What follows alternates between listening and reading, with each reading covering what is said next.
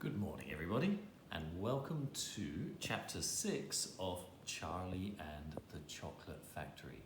If you remember, in the last chapter, we had heard about the golden tickets and the fact that anyone who found a golden ticket in their chocolate would be able to go and visit Willy Wonka's factory. So, let's start with Chapter 6, The First Two Finders. The very next day, the first golden ticket was found. The finder was a boy called Augustus Gloop, and Mr. Bucket's evening newspaper carried a large picture of him on the front page. The picture showed a 9-year-old boy who was so enormously fat he looked as though he had been blown up with a powerful pump. Great flabby folds of fat bulged out from every part of his body, and his face was like a monstrous ball of dough with two small, greedy, curranty eyes peering out upon the world.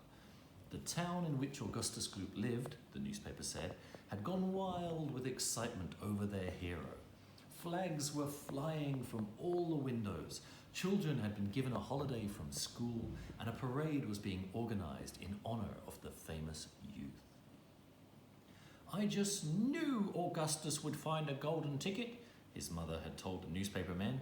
"He eats so many candy bars a day that it was almost impossible for him not to find one. Eating is his hobby, you know. That's all he's interested in.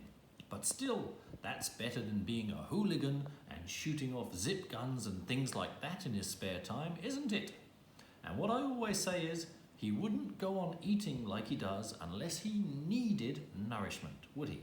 It's all vitamins anyway. What a thrill it will be for him to visit Mr. Wonka's marvellous factory. We're just as proud as can be." "What a revolting woman," said Grandma Josephine. "And what a repulsive boy," said Grandma Georgina.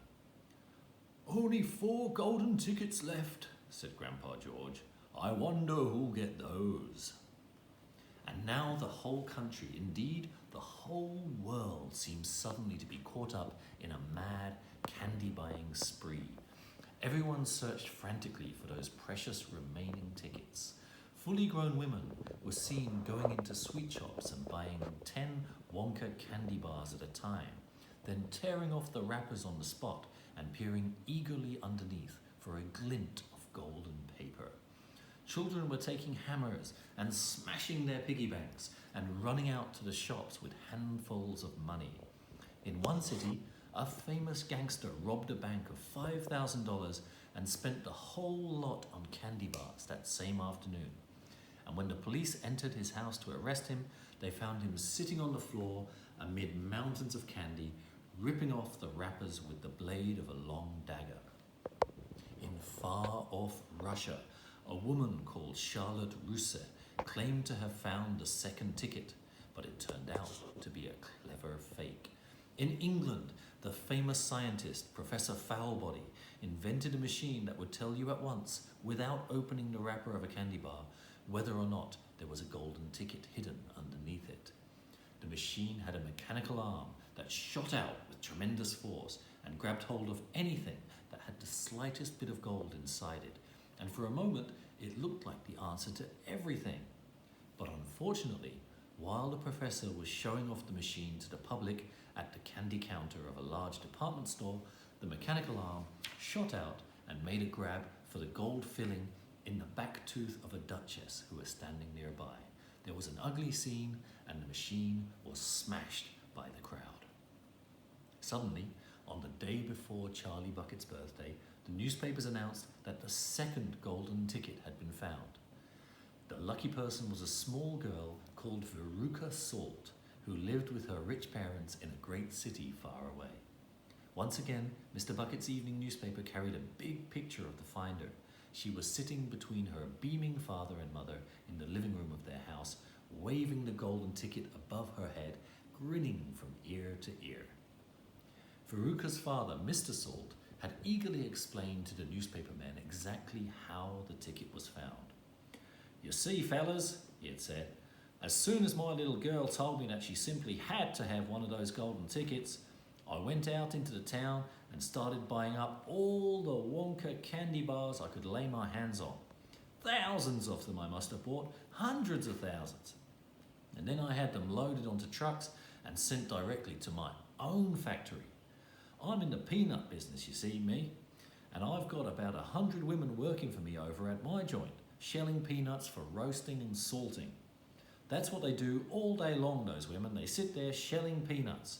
So I says to them, okay girls, I says, from now on you can stop shelling peanuts and start shelling the wrappers of these crazy candy bars instead. And they did. I had every worker in the place yanking the paper off those bars of chocolate full speed ahead from morning till night. But 3 days went by and we had no luck. Oh, it was terrible.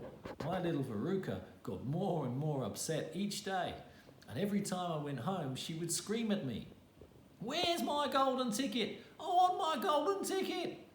And she would lie for hours on the floor, kicking and yelling in the most disturbing way. Well, sir, I just hated to see my little girl feeling unhappy like that, so I vowed I would keep up the search until I got her what she wanted. Then suddenly, on the evening of the 4th day, one of my women workers yelled, "I've got it! A golden ticket!" And I said, "Give it to me, quick!" And she did. And I rushed it home and gave it to my darling Veruca. And now she's all smiles, and we have a happy home once again. "That's even worse than the fat boy," said Grandma Josephine. "She needs a real good spanking," said Grandma Georgina. "I don't think the girl's father played it quite fair, Grandpa. Do you?" Charlie murmured. "He spoils her," Grandpa Joe said, "and no good can ever come from spoiling a child like that, Charlie. You mark my words." "Come to bed, my darling," said Charlie's mother. "Tomorrow's your birthday, don't forget that. So I expect you'll be up early to open your present." "A Wonka candy bar," cried Charlie. "It is a wonky candy bar, isn't it?" "Yes, my love," his mother said. "Of course it is." "Oh, wouldn't it be wonderful if I found the 3rd golden ticket inside it?" Charlie said. "Bring it here when you get it," Grandpa Joe said. "Then we can all watch you taking off the wrapper." That's the end of chapter 6. So I hope you guys have a good day of learning today, and I hope you enjoyed the chapter, and I hope you have a great day. See you soon. Take care. Bye.